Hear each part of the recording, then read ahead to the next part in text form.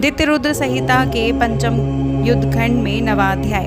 ब्रह्मा जी को सारथी बनाकर भगवान शंकर का दिव्य रथ में आरूढ़ होकर अपने गढ़ों तथा देवसेना के साथ त्रिपुर वध के लिए प्रस्थान। शिव का पशुपति नाम पड़ने का कारण।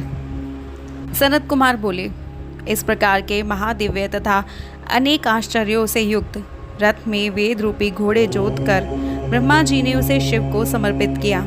इसे शिव जी को अर्पण करके उन्होंने विष्णु आदि देवगणों के सम्माननीय देवेश शिव जी से बहुत प्रार्थना करके उन्हें रथ पर बैठाया।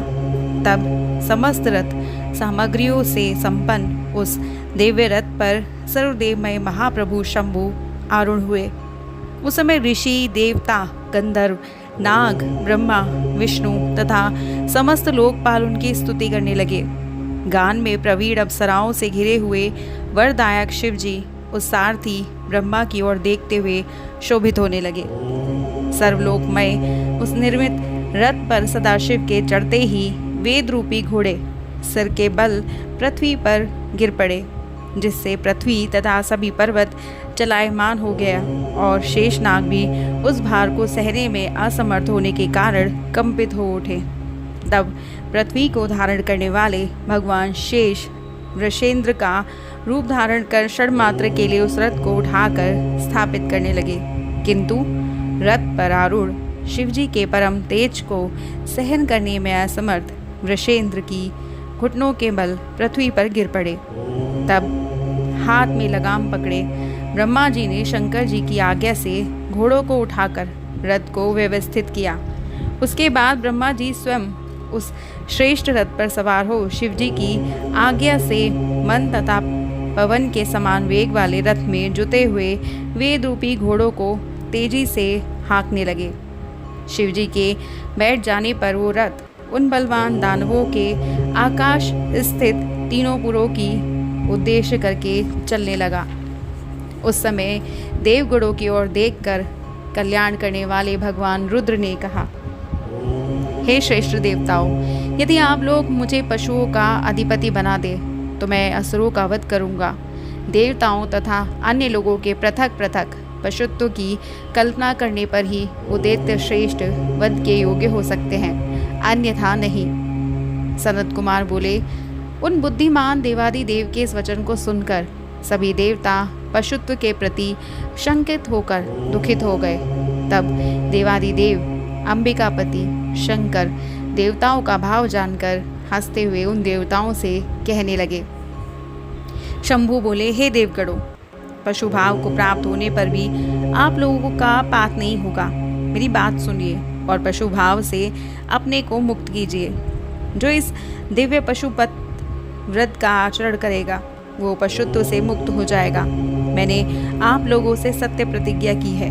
हे श्रेष्ठ देवताओं, जो अन्य लोगों भी मेरे पशु व्रत का आचरण करेंगे वो पशुत्व से मुक्त हो जाएंगे, इसमें संशय नहीं है। जो निष्ठापूर्वक 12 वर्ष, 6 वर्ष अथवा 3 वर्ष तक मेरी उपासना करेगा वो पशु भाव से छूट जाएगा। इसलिए हे श्रेष्ठ देवताओं, यदि आप लोग इस श्रेष्ठ एवं दिव्य व्रत का आचरण करेंगे तो पशुत्व से मुक्त हो जाएंगे, इसमें संदेह नहीं है। सनत कुमार बोले, उन परमात्मा महेश्वर का ये वचन सुनकर ब्रह्मा, विष्णु आदि देवगणों ने कहा, ऐसा ही होगा। इसलिए हे वेदव्यास, देवताओं एवं असुर सभी उन प्रभु के पशु हैं और पशुओं को पाश से मुक्त करने वाले रुद्र भगवान शंकर पशुपति है। तभी से उन महेश्वर का ये कल्याणप्रद पशुपति नाम भी सभी लोक में प्रसिद्ध हुआ। उसके बाद सभी देवता तथा ऋषिगण प्रसन्नता पूर्वक जय जयकार करने लगे। स्वयं देवेश, ब्रह्मा, विष्णु एवं अन्य लोग भी बहुत प्रसन्न हुए।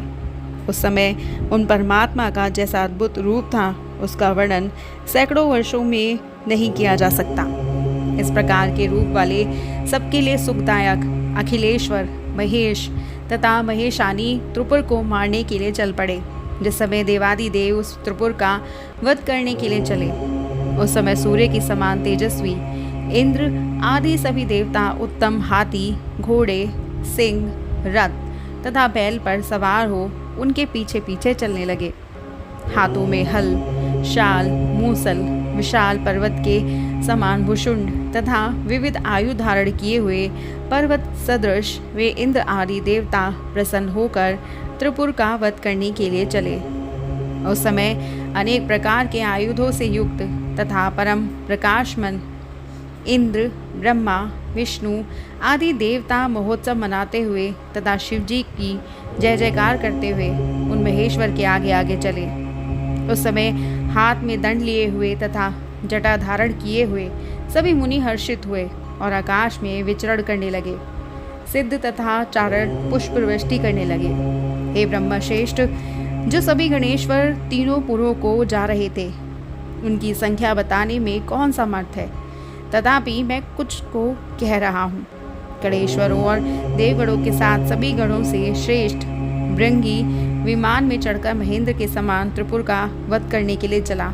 केश, विकतवास, महाकेश, महाज्वर, सोमवली, स्वर्ण, सोमप, सनक, सोमध्रक, सूर्यवर्चा, सूर्यप्रेक्षण, सूर्याक्ष, सूरी, सुर, सुंदर, प्रस्कंद, कुंदर, चंड, कंपन, अतिकंपन, इंद्र, इंद्रज्वर, हिमकर, यंता, सताक्ष, पंचाक्ष, सहस्त्राक्ष, महोदर, सतीजुह, सताशय, रंग, कपूरपूतन, दिशिक, त्रिशिक, अहंकार कारक, अजवक्त्र, अष्टवक्त्र, हयवक्त्र तथा अर्धवक्त्र आदि बहुत से असंख्य वीरगण जो लक्ष्य से रहित थे, वो शिवजी को घेर कर चले। जो गण महादेव शिव को घेर कर उनके साथ चल रहे थे, वो मन से ही चराचर जगत को भस्म करने में समर्थ थे, किंतु यहाँ तो पिनाकधारी भगवान शंकर स्वयं ही त्रिपुर को जलाने में समर्थ थे।